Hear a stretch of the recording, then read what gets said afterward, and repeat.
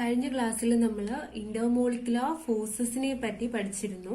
എത്ര type intermolecular forces ഉണ്ടെന്നും അത് എങ്ങനെ ഓരോ മോളിക്യൂൾസിനിടയിൽ എക്സിസ്റ്റ് ചെയ്യുന്നതെന്നും എല്ലാം കണ്ടു. ഇന്നത്തെ ക്ലാസ്സിൽ പറയാൻ പോകുന്നത് ഇന്റർമോളിക്കുലർ ഫോഴ്സസും തെർമൽ ഇന്ററാക്ഷൻസും തമ്മിൽ എന്ത് റിലേഷനാ ഉള്ളത് എന്നതിനെ കുറിച്ചാണ് പറയാൻ പോകുന്നത്. അന്നേരം തെർമൽ ഇന്ററാക്ഷൻസ് പറയുമ്പോൾ നമ്മൾ ആദ്യം തെർമൽ എനർജി എന്താന്നുള്ളത് അറിഞ്ഞിരിക്കണം. Thermal energy is the energy of a body arising from motion of its atoms or molecules. അതായത് ഏതെങ്കിലും ഒരു ബോഡിയിൽ തെർമൽ എനർജി അറൈസ് ചെയ്യുന്നതെന്ന് വെച്ചാൽ അതിലുള്ള ആറ്റത്തിന്റെയോ അല്ലെങ്കിൽ മോളിക്യൂൾസിന്റെയോ മൂവ്മെന്റ് വഴിയായിരിക്കും. കാര്യം പാർട്ടിക്കിൾസ് മൂവ് ചെയ്യുന്നതിന്റെ ഫലമായിട്ടാണ് നമുക്ക് ഒരു ബോഡിയിൽ തെർമൽ എനർജി ക്രിയേറ്റ് ചെയ്യപ്പെടുന്നത്, അല്ലെങ്കിൽ അതിന് ടെമ്പറേച്ചർ ഉണ്ടാവുന്നത് അതുകൊണ്ടാണ്. കാര്യം പാർട്ടിക്കിൾസ് ഏതെങ്കിലും ഒരു ബോഡി ടെമ്പറേച്ചർ പ്രൊഡ്യൂസ് ചെയ്യുന്നത് എങ്ങനെയാണ്, അത് വർക്ക് ചെയ്യുമ്പോഴാണ്. അതുപോലെ തന്നെ ഏത് ബോഡി ആണെങ്കിലും അതിനൊരു തെർമൽ എനർജി ഉണ്ടായിരിക്കും. അതിന്റെ കാരണം എന്ന് വെച്ചാൽ അതിലുള്ള പാർട്ടിക്കിൾസിന്റെ മൂവ്മെന്റ് വഴിയായിരിക്കും. It is directly proportional to the temperature of the substance. അതായത് ആ തെർമൽ എനർജി എന്ന് പറയുന്നത് ആ സബ്സ്റ്റൻസിന്റെ ടെമ്പറേച്ചറിന് പ്രൊപ്പോർഷണൽ ആയിരിക്കും. അന്നേരം നമുക്ക് പറയാൻ കഴിയും ഒരു സബ്സ്റ്റൻസിന്റെ ടെമ്പറേച്ചർ ഉണ്ടാവുന്നതിന്റെ റീസൺ എന്തായിരിക്കും? അതിലുള്ള ആറ്റത്തിന്റെയോ മോളിക്യൂളിന്റെയോ മോഷൻ വഴിയായിരിക്കും ഒരു സബ്സ്റ്റൻസിന് ഒരു ടെമ്പറേച്ചർ ഉണ്ടാവുന്നത്. അത് ആ സബ്സ്റ്റൻസിന്റെ തെർമൽ എനർജി എന്ന് പറയാം. അന്നേരം തെർമൽ എനർജി എപ്പോഴും ആ സബ്സ്റ്റൻസിന്റെ ടെമ്പറേച്ചറിന് ഡയറക്ട്ലി പ്രൊപ്പോർഷണൽ ആയിരിക്കും. And it is a measure of average kinetic energy of the particles of matter and is responsible for the movement of particles. This is called thermal motion. ഈ temperature എന്ന് പറയുന്നത് ഏത് മാറ്ററിന്റെ ആണെങ്കിലും temperature എന്ന് പറയുന്നത് average kinetic energy of പാർട്ടിക്കിൾസിന് proportional ആയിരിക്കും. അന്നേരം ഒരു സബ്സ്റ്റൻസിന്റെ ടെമ്പറേച്ചർ മെഷർ ചെയ്താൽ നമുക്ക് അതിലുള്ള പാർട്ടിക്കിൾസിന്റെ ആവറേജ് കൈനറ്റിക് എനർജി മെഷർ ചെയ്തതിന് ഈക്വൽ ആയിരിക്കും. അന്നേരം കൈനറ്റിക് എനർജി എന്ന് പറഞ്ഞാൽ എന്തുവാ? മൂവ്മെന്റ് വഴി ഉണ്ടാവുന്ന എനർജി അല്ലേ കൈനറ്റിക് എനർജി. സോ അതാണ് ഈ പാർട്ടിക്കിൾസിന്റെ മൂവ്മെന്റിന് കാരണം. അതിനാൽ നമുക്ക് ടെമ്പറേച്ചർ ഒരു സബ്സ്റ്റൻസിന്റെ മെഷർ ചെയ്താൽ അതിന്റെ ആ സബ്സ്റ്റൻസിലുള്ള പാർട്ടിക്കിൾസിന്റെ ആവറേജ് കൈനറ്റിക് എനർജി മെഷർ ചെയ്യുന്നതിന് ഈക്വലന്റ് ആയിരിക്കും. അങ്ങനെ ആ പാർട്ടിക്കിൾസിന്റെ മോഷനെയാണ് നമ്മൾ തെർമൽ മോഷൻ എന്ന് പറയുന്നത്. അതായിപ്പം ഏത് സബ്സ്റ്റൻസ് ആണെങ്കിലും അപ്പം നമ്മൾ റെസ്റ്റിൽ ഇരിക്കുവാണെങ്കിലും അതിൽ തെർമൽ മോഷൻ വഴിയുള്ള എനർജി ഉണ്ടായിരിക്കും. കാര്യം പാർട്ടിക്കിൾസ് ഇപ്പം സോളിഡ് സ്റ്റേറ്റ് ആണെങ്കിൽ മാത്രമേ നമുക്ക് പാർട്ടിക്കിൾസ് എല്ലാം ഫിക്സഡ് പൊസിഷനിൽ ഇരിക്കുന്നു എന്ന് പറയാൻ കഴിയൂ. ലിക്വിഡ്സ് ആണെങ്കിൽ പാർട്ടിക്കിൾസ് എല്ലാം എപ്പോഴും അങ്ങോട്ടും ഇങ്ങോട്ടും മൂവ് ചെയ്തുകൊണ്ടിരിക്കുമായിരിക്കും. അങ്ങനെ മൂവ്മെന്റ് വഴിയാണ് അതിന് തെർമൽ എനർജി കിട്ടുന്നതും ആ സബ്സ്റ്റൻസിന് ഒരു ടെമ്പറേച്ചർ ഉണ്ടാവുന്നതും. അതുകൊണ്ട് നമുക്ക് പറയാൻ കഴിയും അതിന്റെ ടെമ്പറേച്ചർ എന്ന് പറയുന്നത് ആവറേജ് കൈനറ്റിക് എനർജിയുടെ മെഷറാന്ന് പറയാൻ പറ്റും. ഇത് ഓർത്തു വെച്ചേക്കണം. ഇനി അങ്ങോട്ട് കൈനറ്റിക് തിയറി ഓഫ് ഗ്യാസസ് പറയുമ്പോൾ ഇതിനെക്കുറിച്ച് കൂടുതൽ എക്സ്പ്ലെയിൻ ചെയ്യുന്നതായിരിക്കും. ഇന്റർമോളിക്കുലർ ഫോഴ്സസ് എന്താണ് ചെയ്യുന്നത്? ഇപ്പൊ പാർട്ടിക്കിൾസിനെ എല്ലാം ബൈൻഡ് ചെയ്ത് ഒരുമിച്ച് നിർത്തുന്നതിന് വേണ്ടിയാണ് ഇന്റർമോളിക്കുലർ ഫോഴ്സസ് ശ്രമിക്കുന്നത്. പക്ഷേ തെർമൽ എനർജി എന്തുവാ? തെർമൽ എനർജി എന്ന് പറയുന്നത് കൈനറ്റിക് എനർജിയുടെ മെഷർ എന്നല്ലേ പറയുന്നത്. കാരണം തെർമൽ എനർജി വഴി പാർട്ടിക്കിൾസ് എല്ലാം ദൂരെ നിൽക്കാനായിട്ടാണ് ശ്രമിക്കുന്നത്. കാര്യം പാർട്ടിക്കിൾസ് എപ്പോഴും മൂവ് ചെയ്തുകൊണ്ടിരിക്കുകയല്ലേ. മൂവ് ചെയ്യുമ്പോഴായിരിക്കും തെർമൽ എനർജി വരുന്നത്. അന്നേരം ഇന്റർമോളിക്കുലർ ഫോഴ്സസ് എപ്പോഴും പാർട്ടിക്കിൾസിനെ ഒരുമിച്ച് ബൈൻഡ് ചെയ്ത് നിർത്താൻ സഹായിക്കും. പക്ഷെ തെർമൽ എനർജി പാർട്ടിക്കിൾസിനെ ദൂരെ നിർത്താനായിരിക്കും ഹെൽപ്പ് ചെയ്യുന്നത്. അതാണ് പറയുന്നത് intermolecular forces tend to keep the molecules together. Thermal energy of molecule tend to keep them apart. അതായത് ദൂരെ നിർത്താനായിട്ടായിരിക്കും ശ്രമിക്കുന്നതെന്ന്. ഇപ്പം അന്നേരം പറയാലോ നമുക്ക് ഈ ഇന്റർമോളിക്കുലർ ഫോഴ്സസും തെർമൽ എനർജിയും ഇൻവേഴ്സ്ലി പ്രൊപ്പോർഷണൽ ആയിട്ടാണ് നിൽക്കുന്നതെന്ന്. കാര്യം ഇന്റർമോളിക്കുലർ ഫോഴ്സ് കൂടുതലുള്ള സമയത്ത് തെർമൽ മോഷൻ കുറവായിരിക്കും. തെർമൽ മോഷൻ കൂടുതലുള്ള സമയത്ത് ഇന്റർമോളിക്കുലർ ഫോഴ്സസ് കുറവായിരിക്കും. കാരണം അത് തമ്മിൽ ഇൻവേഴ്സ് ആയിട്ടുള്ള ഒരു റിലേഷനാണ് പറയാൻ കഴിയും. ഇനി നമ്മൾ ഗ്യാസും ലിക്വിഡും സോളിഡും നോക്കുന്നു. അന്നേരം ഇതിൽ നമുക്കറിയാമല്ലോ, സോളിഡിലാണ് പാർട്ടിക്കിൾ എല്ലാം ഒരു ഫിക്സഡ് പൊസിഷനിൽ ഇരിക്കുന്നത്. അന്നേരം അതിലായിരിക്കും ഫോഴ്സ് ഓഫ് ഇന്ററാക്ഷൻ ഏറ്റവും കൂടുതൽ ഉണ്ടായിരിക്കുന്നത്. അതിൽ കുറവാണ് ലിക്വിഡ്സിൽ കുറച്ച് മൂവ്മെന്റ് ഒക്കെ പോസിബിൾ ആണ്. ഗ്യാസ് എന്ന് പറയുമ്പോൾ പാർട്ടിക്കിൾസ് എല്ലാം ദൂരെയായിരിക്കുന്നത്. അന്നേരം ഫോഴ്സ് ഓഫ് ഇന്ററാക്ഷൻ കുറവാണ്, നമുക്കറിയാവുന്ന കാര്യമാണ്. അന്നേരം ഇന്റർമോളിക്കുലർ ഫോഴ്സസ് പ്രിഡോമിനന്റ് ആവുന്ന ഡയറക്ഷൻ ആണ് കൊടുത്തിരിക്കുന്നത്. ഗ്യാസിലായിരിക്കും ഇന്റർമോളിക്കുലർ ഫോഴ്സസ് ഏറ്റവും കുറവ്, പിന്നെ ലിക്വിഡ്, ഏറ്റവും കൂടുതൽ സോളിഡിലായിരിക്കും വരുന്നത്. ഇതാണ് ഇന്റർമോളിക്കുലർ ഫോഴ്സിന്റെ ഓർഡർ പറയുന്നത്. അന്നേരം ഇതിന്റെ നേരെ റിവേഴ്സ് ഓർഡർ ആയിരിക്കും തെർമൽ എനർജിയുടെ ഓർഡർ. അതായത് സോളിഡില് പാർട്ടിക്കിൾസ് എല്ലാം ഫിക്സഡ് പൊസിഷനിൽ ഇന്റർമോളിക്കുലർ ഫോഴ്സ് കൂടിയ കണ്ടീഷനിലല്ലേ ഇരിക്കുന്ന. സോ അതിന് തെർമൽ മോഷൻ കുറവായിരിക്കും. അന്നേരം ഏറ്റവും കുറവ് തെർമൽ മോഷൻ ഉള്ളത് സോളിഡിലാണ്. പിന്നെ കുറച്ചും കൂടെ തെർമൽ മോഷൻ ഉള്ളത് ലിക്വിഡിനാണ്. ഏറ്റവും കൂടുതൽ തെർമൽ മോഷൻ ഉള്ളത് ഗ്യാസിനാണ്. അന്നേരം പ്രിഡോമിനൻസ് ഓഫ് തെർമൽ എനർജിയുടെ ഡയറക്ഷനാണ് ഈ കൊടുത്തിരിക്കുന്നത്. കാര്യം ഇതിന്റെ നേരെ ഓപ്പോസിറ്റ് ഡയറക്ഷനല്ലേ ഇത്. അന്നേരം നമുക്ക് പറയാൻ കഴിയും ഇന്റർമോളിക്കുലർ ഫോഴ്സസ് കൂടുമ്പോൾ തെർമൽ ഇന്ററാക്ഷൻ കുറയുന്നു എന്ന് പറയാനായിട്ട് കഴിയും. ഇനി നമുക്കാണെങ്കിൽ ഇപ്പം ഗ്യാസസിനെ എല്ലാം ലിക്വിഡ് ആക്കി മാറ്റാൻ പറ്റും. അതായത് ലിക്വിഫിക്കേഷൻ ഓഫ് ഗ്യാസ് എന്ന് പറയുന്ന ഒരു പ്രോസസ്സ് പോസിബിൾ ആണ്. അന്നേരം ഗ്യാസിനെ നമുക്ക് ലിക്വിഫൈ ചെയ്യണമെങ്കിൽ നമ്മൾ അതിന്റെ പ്രഷർ കൂട്ടിയാൽ പാർട്ടിക്കിൾസ് എല്ലാം അടുത്ത് വരുമല്ലോ. അന്നേരം ആ ഒരു പ്രഷർ കൂട്ടുന്ന ഇത് കൊണ്ട് മാത്രം നമുക്ക് അതിനെ ലിക്വിഫൈ ചെയ്യാനായിട്ട് പറ്റത്തില്ല. അതുപോലെ തന്നെ അതിന്റെ ടെമ്പറേച്ചറും കുറയ്ക്കണം. കാര്യം ടെമ്പറേച്ചർ കുറച്ചാലല്ലേ പാർട്ടിക്കിൾസിന്റെ മൂവ്മെന്റ് കുറയ്ക്കാനായിട്ട് പറ്റൂ. അതുകൊണ്ട് നമുക്കൊരു ഗ്യാസിനെ ലിക്വിഡ് ആക്കി മാറ്റണമെങ്കിൽ ആദ്യം അതിനെ കൂള് ചെയ്യണം, എന്നിട്ട് അതിനെ കംപ്രസ് ചെയ്യണം. അന്നേരം കൂളിംഗും കംപ്രഷനും വഴി മാത്രമേ നമുക്ക് ഗ്യാസിനെ ലിക്വിഡ് ആക്കി മാറ്റാൻ കഴിയൂ. മെയിൻ ആയിട്ട് പെർമനന്റ് ഗ്യാസസ്, അതായത് ഹൈഡ്രജൻ, ഓക്സിജൻ, നൈട്രജൻ പോലുള്ള ഗ്യാസിനെയൊക്കെ ലിക്വിഡ് ഫോമിലോട്ട് നമുക്ക് കൺവേർട്ട് ചെയ്യണമെങ്കിൽ കൂളും ചെയ്യണം, അതുപോലെ തന്നെ കംപ്രസും ചെയ്യണം. അന്നേരം ഇതെന്താന്നുള്ളത് ഓർത്ത് വെച്ചേക്കണം. ഇത്രയുമാണ് ഇന്റർമോളിക്കുലർ ഫോഴ്സും അത് കണക്ക് തന്നെ തെർമൽ ഇന്ററാക്ഷനും അതിന്റെ റിലേഷൻ പറയുന്നത്.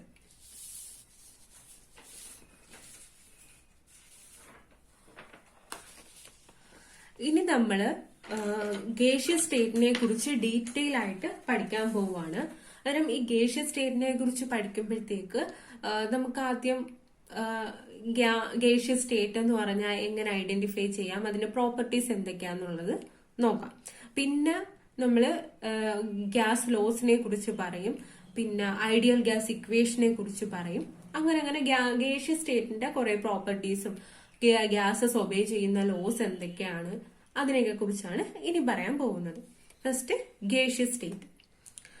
ഗേഷ്യസ് സ്റ്റേറ്റ് എന്ന് വെച്ചാൽ നമുക്ക് എന്ത് പറയാൻ കഴിയും? ഒരു സ്റ്റേറ്റ് ഓഫ് മാറ്റർ ആണ് വിച്ച് പോസസ് ഒരു ഡെഫിനിറ്റ് മാസ് ഉണ്ടായിരിക്കും, പക്ഷേ ഒരു ഡെഫിനിറ്റ് വോളിയമോ ഒരു ഡെഫിനിറ്റ് ഷേപ്പോ നമുക്ക് പറയാൻ കഴിയത്തില്ല. ആ ഒരു സ്റ്റേറ്റിനെയാണ് നമ്മൾ ഗ്യാസ് എന്ന് അല്ലെങ്കിൽ ഗേഷ്യസ് സ്റ്റേറ്റ് എന്ന് പറയുന്നത്. അതായത് ഡെഫിനിറ്റ് മാസ് ഉള്ള സ്റ്റേറ്റ് ആണ്, പക്ഷേ ഡെഫിനിറ്റ് വോളിയവും കാണത്തില്ല, ഷേപ്പും കാണത്തില്ല. അപ്പൊ നമ്മൾ ഏത് കണ്ടെയ്നറിൽ എടുക്കുന്നോ അതിന്റെ ഹോൾ വോളിയം അത് ചിലപ്പം ഒക്കുപ്പൈ ചെയ്യും, അത് ഒക്കുപ്പൈ ചെയ്തിരിക്കും. അതുപോലെ തന്നെ ഷേപ്പും നമുക്ക് പറയാൻ കഴിയത്തില്ല. അങ്ങനെ ഉള്ള സ്റ്റേറ്റ് ഓഫ് മാറ്ററിനെയാണ് നമ്മൾ ഗ്യാസ് എന്ന് പറയുന്നത്. പിന്നെ ഗ്യാസസ് ഹൈലി കംപ്രസിബിൾ ആണ്. കാര്യം പ്രഷർ കുറയ്ക്കുമ്പോഴത്തേക്ക് നമുക്ക് ഗ്യാസിനെ ഏത് വോളിയത്തിൽ വേണമെങ്കിലും ഒക്കുപ്പൈ ചെയ്യിപ്പിക്കാനായിട്ട് പറ്റുമല്ലോ. കാര്യം വലിയ ലാർജ് വോളിയം ഉള്ള കണ്ടെയ്നറിലും നമുക്ക് ഒരു പർട്ടിക്കുലർ എമൗണ്ട് ഉള്ള ഗ്യാസിനെ വെക്കാൻ പറ്റും. അത് കണക്ക് തന്നെ സ്മോൾ വോളിയം ഉള്ള ഇതിലും ഗ്യാസിനെ വെക്കാൻ പറ്റും ബൈ അഡ്ജസ്റ്റിംഗ് പ്രഷർ. പിന്നെ gas molecules exert pressure equally in all direction. അന്നേരം ഇപ്പം ഏതെങ്കിലും ഒരു കണ്ടെയ്നറിൽ നമ്മൾ ഗ്യാസിനെ വെച്ചേക്കുവാണെങ്കിൽ അത് ഈക്വൽ ആയിട്ടായിരിക്കും എല്ലാ ഡയറക്ഷനിലും പ്രഷർ അപ്ലൈ ചെയ്യുന്നതെന്നാണ് പറഞ്ഞത്. Gases have much lower density than the solid and liquid. അന്നേരം ഡെൻസിറ്റി നമ്മൾ എങ്ങനെയാ പറയുന്നത്? മാസ് ബൈ വോളിയം ആണ് ഡെൻസിറ്റി എന്ന് പറയുന്നത്. അന്നേരം മാസ് ഫിക്സഡ് ആണ്, പക്ഷെ വോളിയം വേരിയിങ് അല്ലേ. അന്നേരം ഒരു ലാർജ് വോളിയം ഉള്ള ഒരു ഇതാണ് എടുക്കുന്നതെങ്കിൽ നമുക്ക് ഈ ഡെൻസിറ്റി വളരെ കുറവായിട്ടല്ലേ കിട്ടുന്നത്. കാര്യം ഡിനോമിനേറ്ററിന്റെ വാല്യൂ കൂടുമ്പം നമുക്ക് ഓവറോൾ വാല്യൂ കുറഞ്ഞല്ലേ വരുന്നത്. സോ ഗ്യാസ് എന്ന് പറയുന്നത് ലോവർ ഡെൻസിറ്റി ആയിരിക്കും. സോളിഡിനെക്കാളും ലിക്വിഡിനെക്കാളിയൊക്കെ ലോ ഡെൻസിറ്റി ഉള്ള ഒരു സ്റ്റേറ്റ് ആണ് ഗേഷ്യസ് സ്റ്റേറ്റ് എന്ന് പറയുന്നത്. പിന്നെ force of interaction between the gas molecules R negligible. കാര്യം ഗ്യാസ് മോളിക്യൂൾസ് ഒക്കെ നമ്മൾ ഇപ്പം ഒരു കണ്ടെയ്നർ എടുക്കുന്നു, ആ കണ്ടെയ്നറിൽ ഒരു ഗ്യാസ് ഫില്ല് ചെയ്തിട്ടുണ്ടെങ്കിൽ മോളിക്യൂൾസ് ഒക്കെ ഇങ്ങനെ ദൂരെ ആയിട്ടായിരിക്കും കാണുന്നത് ഗ്യാസ് ആവുമ്പം. സോ ഈ പാർട്ടിക്കിൾസ് തമ്മിലുള്ള ഡിസ്റ്റൻസ് കൂടുമ്പോഴത്തേക്ക് ഫോഴ്സ് ഓഫ് ഇന്ററാക്ഷൻ കുറയുന്നു എന്ന് പറയത്തില്ലേ. അതുകൊണ്ട് നമുക്ക് പറയാൻ കഴിയും ഈ ഗ്യാസ് മോളിക്യൂൾസ് തമ്മിലുള്ള ഫോഴ്സ് ഓഫ് ഇന്ററാക്ഷൻ നെഗ്ലിജിബിൾ ആണെന്ന് പറയാൻ കഴിയും.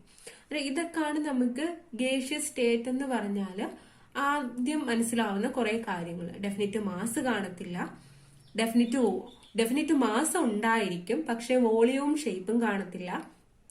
കംപ്രസ് ചെയ്യാൻ പറ്റും, അത് ഏതെങ്കിലും ഒരു കണ്ടെയ്നറിൽ എടുത്താൽ ഈക്വൽ ഡയറക്ഷനിലായിരിക്കും പ്രഷർ എക്സേർട്ട് ചെയ്യുന്നത്. ഡെൻസിറ്റി വളരെ കുറവായിരിക്കും. ഇന്റർമോളിക്കുലർ ഫോഴ്സസ് നെഗ്ലിജിബിൾ ആയിരിക്കും. ഇതൊക്കെയാണ് നമുക്ക് ഗേഷ്യസ് സ്റ്റേറ്റിനെ പറ്റി അറിയാവുന്ന ബേസിക് ആയിട്ടുള്ള കാര്യങ്ങൾ. ഇനി നമ്മൾ ഗ്യാസ് ലോസിനെ കുറിച്ച് പറയാൻ പോവുകയാണ്. അതായത് ഗ്യാസ് ലോസ് എന്ന് വെച്ചാൽ the quantitative relationship of a gas. ഒരു ഗ്യാസിന്റെ കുറച്ച് ക്വാണ്ടിറ്റേറ്റീവ് റിലേഷൻഷിപ്പിനെ കുറിച്ച് പറയുവാണ്. അതിൽ പ്രഷർ, വോളിയം, ടെമ്പറേച്ചർ.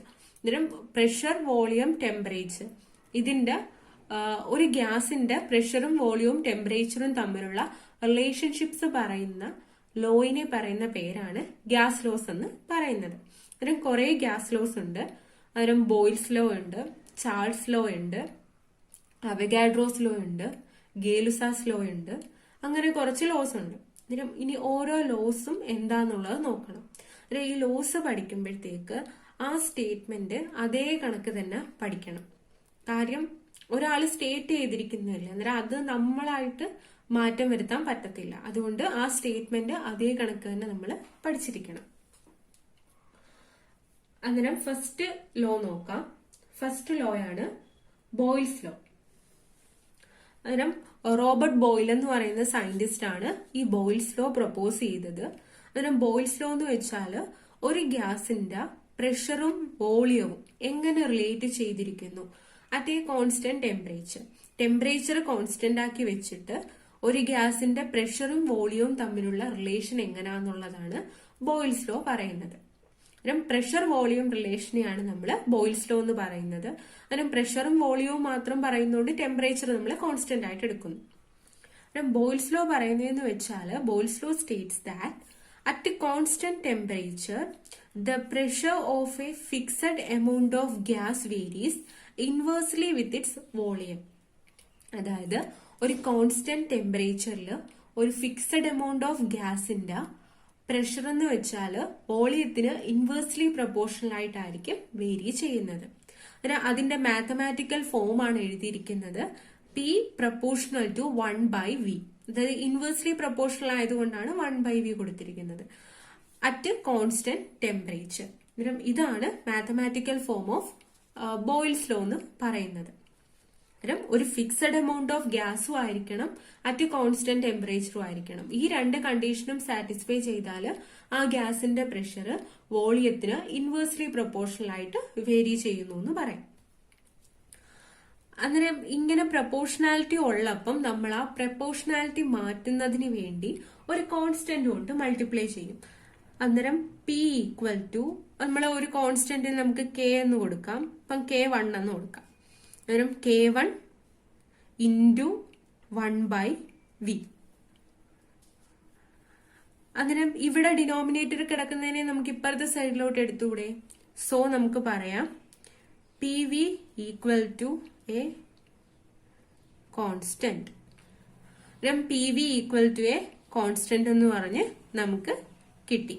അന്നേരം ഇതാണ് ഫൈനലി നമുക്ക് കിട്ടുന്ന mathematical form of Boyle's law എന്ന് പറയുന്നത്. അന്നേരം P V equal to a constant ആയിട്ടാണ് കിട്ടിയിരിക്കുന്നത്. അന്നേരം നമുക്കറിയാം ഇപ്പൊ പ്രഷർ കൂടുമ്പോഴത്തേക്ക് എന്തായാലും പാർട്ടിക്കിൾസ് തമ്മിൽ പ്രഷർ അപ്ലൈ ചെയ്യാന്ന് വെച്ചാൽ എന്തുവാ, അതിലോട്ട് ഇപ്പം ഏതെങ്കിലും ഒരു കണ്ടെയ്നറിൽ നമ്മൾ ഒരു ഗ്യാസിനെ എടുത്തിരിക്കുന്നു. അന്നേരം ഗ്യാസ് മോളിക്യൂൾസ് ഇങ്ങനെ ദൂരെ ദൂരെ ഇങ്ങനെ ഇരിക്കുക. അന്നേരം ഇതിനിപ്പോ ഒരു പ്രഷറുണ്ട്. അന്നേരം ഇതിലേക്ക് ഇപ്പം ഇതിനൊരു ഏതെങ്കിലും ഒരു വാല്യൂ പ്രഷർ 180 280 അങ്ങനെ ഏതെങ്കിലും ഒരു പ്രഷർ വാല്യൂ ഉണ്ടായിരിക്കും. അന്നേരം ഇതിനിപ്പോ ഒരു പർട്ടിക്കുലർ വോളിയവും ഉണ്ടായിരിക്കും. ഇപ്പം initial pressure P1 final pressure initial pressure P1 V1 എന്ന് പറയുന്ന വോളിയവുമാണെന്ന് വെച്ചോ. ഇനി നമ്മൾ ഈ സിസ്റ്റത്തിന്റെ പ്രഷർ കൂട്ടുക. പ്രഷർ കൂട്ടുക എന്ന് വെച്ചാൽ ഈ ഒരു പിസ്റ്റൺ താഴ്ത്തുന്നു. അന്നേരം പിസ്റ്റൺ താഴ്ത്തുമ്പോഴത്തേക്ക് ഈ പാർട്ടിക്കിൾസ് എല്ലാം കുറച്ചും കൂടെ ക്ലോസ്ലി സ്പേസ്ഡ് ആയല്ലോ. അന്നേരം വോളിയം കുറഞ്ഞല്ലോ. നേരത്തെ ഇത്രയും ഇരുന്ന വോളിയം ആയിരുന്നു, അത് പ്രഷർ കൂട്ടിയപ്പോഴത്തേക്ക് വോളിയം കുറഞ്ഞു. അങ്ങനെ ഫൈനലി അത് V2 വോളിയം എത്തി. നമ്മൾ P2 എന്ന് പറയുന്ന ഒരു പ്രഷർ അപ്ലൈ ചെയ്തപ്പോൾ ഇവിടെ P2 എന്ന് പറയുന്നത് P1-നേക്കാളും കൂടിയ പ്രഷറാണെന്ന് നമ്മൾ പറഞ്ഞിരിക്കുന്നത്. അന്നേരം ഒരു സിസ്റ്റം നമ്മൾ എടുത്തു. ആ സിസ്റ്റത്തിന്റെ ഇനിഷ്യൽ പ്രഷർ P1 അതിന്റെ അപ്പോഴുള്ള വോളിയം V1 എന്നും പറഞ്ഞെടുത്തു. പിന്നെ നമ്മളൊരു ഹൈ പ്രഷർ കൊടുത്തു. ആ ഹൈ പ്രഷറാണ് P2 എന്ന് പറയുന്നത്. ആ ഹൈ പ്രഷർ കൊടുത്തപ്പോഴത്തേക്ക് പാർട്ടിക്കിൾസ് എല്ലാം കുറച്ചും കൂടെ അടുത്തടുത്ത് വന്നു. ഫൈനലി നമുക്ക് മനസ്സിലായി വോളിയം V2 എന്ന് പറയുന്ന ഒരു സ്മോളർ വോളിയം ആയിട്ട് മാറിയെന്ന് മനസ്സിലായി. അതല്ലേ പറഞ്ഞിരിക്കുന്ന പ്രഷർ കൂടിയാല് വോളിയം കുറയും. അതാണ് ഈ റിലേഷൻ പറഞ്ഞിരിക്കുന്നത്. അന്നേരം വോളിയം കുറഞ്ഞു എന്നുള്ളത് മനസ്സിലായല്ലോ. അന്നേരം ഇനി നമുക്ക് ഈ P1 V1 P2 V2 എങ്ങനെ റിലേറ്റ് ചെയ്തിരിക്കുന്നു എന്നുള്ളത് നോക്കാം.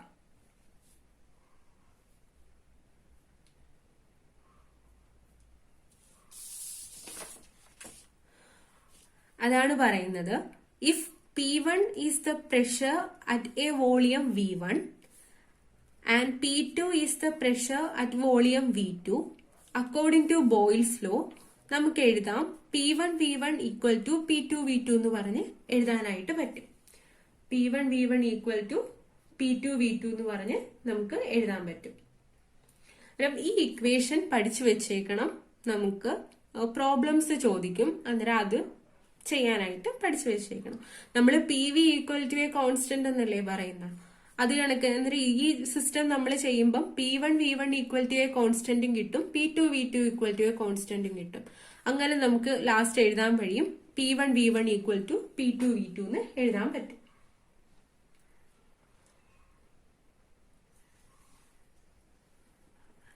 ഇനി നമ്മൾ ഒരു റിലേഷൻ നോക്കുവാണ്.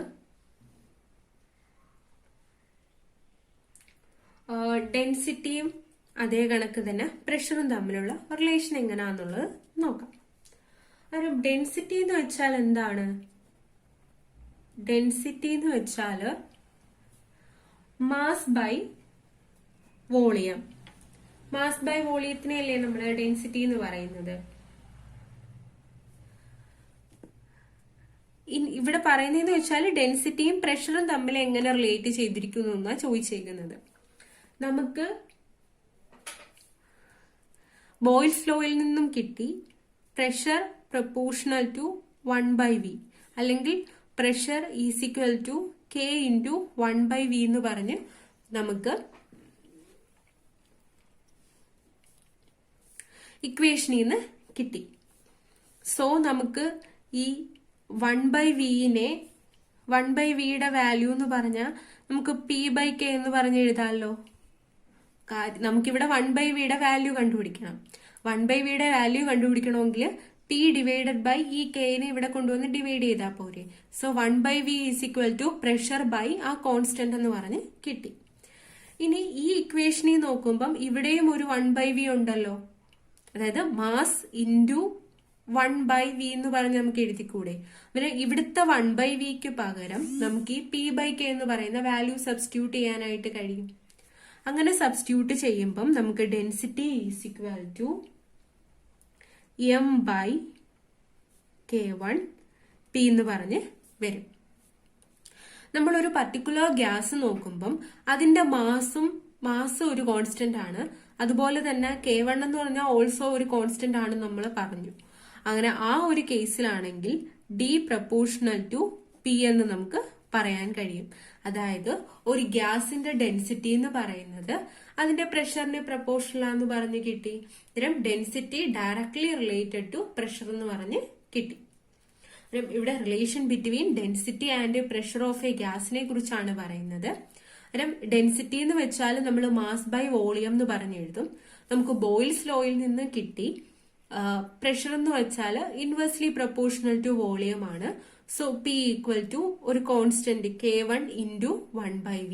സോ 1/Vയുടെ വാല്യൂ നമുക്ക് P ബൈ K1 എന്ന് പറഞ്ഞ് എഴുതാം. ഇനി ഡെൻസിറ്റിയുടെ ഇക്വേഷനിലും 1/V ഉണ്ടല്ലോ. അതിന് പകരം നമ്മൾ ഇപ്പം കിട്ടിയ ഈ P ബൈ K1 എന്ന് പറയുന്ന വാല്യൂ സബ്സ്റ്റിറ്റ്യൂട്ട് ചെയ്തു. സബ്സ്റ്റിറ്റ്യൂട്ട് ചെയ്യുമ്പോഴത്തേക്കും ഇവിടെ നോക്കുമ്പം മാസ് ഓഫ് എ ഗ്യാസ് എന്ന് പറയുന്നത് ഒരു കോൺസ്റ്റന്റ് വാല്യൂ ആണ്. സിമിലർലി K1 ഓൾസോ കോൺസ്റ്റന്റ് ആണ്. അന്നേരം നമുക്ക് പറയാൻ കഴിയും ഡെൻസിറ്റി ഓഫ് എ ഗ്യാസ് എന്ന് പറയുന്നത് directly proportional to pressure of the gas ആണെന്ന് പറയാൻ കഴിയും. ഇതാണ് ഡെൻസിറ്റിയും പ്രഷറും തമ്മിലുള്ള റിലേഷൻ.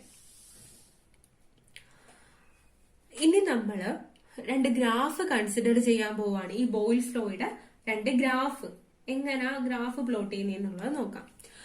ഇവിടെ എന്ന് വെച്ചാല് പ്രഷറും അതുപോലെ തന്നെ വോളിയവും തമ്മിലുള്ള ഗ്രാഫിനെയാണ് നമ്മൾ പറയുന്നത് അറ്റ് കോൺസ്റ്റന്റ് ടെമ്പറേച്ചർ.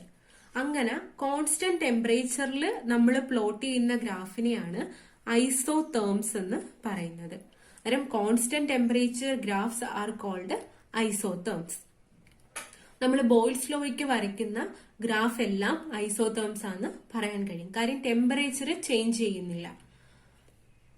ഇപ്പൊ നമ്മള് പ്രഷറും വോളിയവും തമ്മിലുള്ള ഗ്രാഫാണ് കൺസിഡർ ചെയ്യുന്നത്.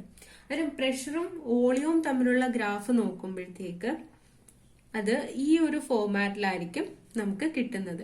ഇതൊരു പർട്ടിക്കുലർ ടെമ്പറേച്ചറിലുള്ള ഗ്രാഫ് ആയിരിക്കും. ഇപ്പം T1 എന്ന് പറയുന്ന ഒരു ടെമ്പറേച്ചറിലുള്ള ഗ്രാഫാണ് നമുക്ക് ഇങ്ങനെ കിട്ടിയത്. ഇപ്പം T2 ടെമ്പറേച്ചർ നോക്കുവാണെങ്കിൽ ഇങ്ങനെ ആയിരിക്കും കിട്ടുന്നത്. ഇപ്പം T3 വേറൊരു ടെമ്പറേച്ചർ നോക്കുവാണെങ്കിൽ ഇങ്ങനെ കിട്ടും. ഇവിടെ നമുക്ക് പറയാൻ കഴിയും T3 ആണ് വലിയ ടെമ്പറേച്ചർ, T2, T1. അതുപോലെ ടെമ്പറേച്ചർ കൂടുന്നതിനനുസരിച്ച് ഇങ്ങനെ പൊക്കൊണ്ടേയിരിക്കും. ഇതാണ് PV ഗ്രാഫ് എന്ന് പറയുന്നത്.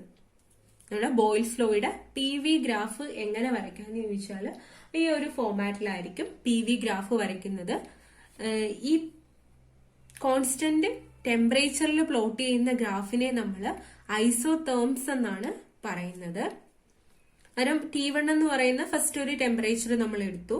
ആ ടെമ്പറേച്ചറിൽ നമ്മൾ പ്ലോട്ട് ചെയ്തപ്പോഴാണ് ഈ ഒരു ഫോർമാറ്റിൽ ഗ്രാഫ് കിട്ടിയത്. ദെൻ T2 എന്ന് പറയുന്ന അടുത്തൊരു ഹയർ ടെമ്പറേച്ചർ എടുത്തു. അതിൽ വരച്ചപ്പം ഇങ്ങനെ ഫോർമാറ്റിൽ കിട്ടി. അടുത്ത T3. എന്നിട്ട് നമ്മൾ ഏത് ടെമ്പറേച്ചറാ വലുതെന്നുള്ള കണ്ടീഷനും കൊടുക്കണം.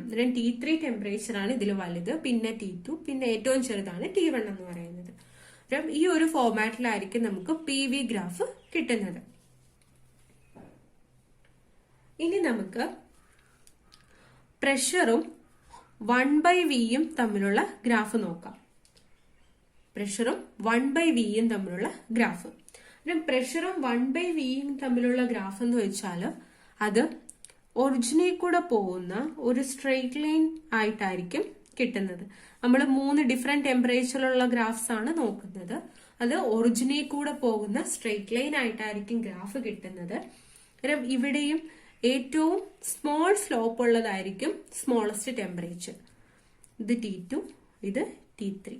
അന്നേരം ഇവിടെയും T3 ആണ് വലുത്, T2, T1.